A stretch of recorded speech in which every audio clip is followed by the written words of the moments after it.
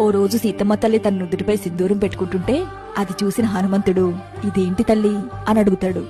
సీతమ్మ తల్లి చిరునవ్వుతో ఇది సింధూరం నాయనా, దీని నుదుటిపై ధరిస్తే నా స్వామి ఆయుష్ పెరుగుతుంది అని చెప్తుంది. అది విన్న హనుమంతుడు పరుగున వెళ్లి సింధూరం తీసుకుని ఒళ్లంతా పూసుకుని రామనామం జపిస్తుంటాడు.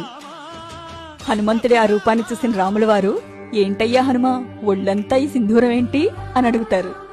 అందుకు హనుమంతుడు నా తల్లి సీతమ్మ కొంచెం సింధూరం నుదుటిపై పెట్టుకుంటేనే మీ ఆయుష్ పెరుగుతుందంటే నేనిలా ఒళ్లంతా సింధూరం పెట్టుకుంటే మీ ఆయుష్ ఇంకెంత పెరుగుతుందో కదా ప్రభు అని అమాయకంగా జవాబిస్తాడు.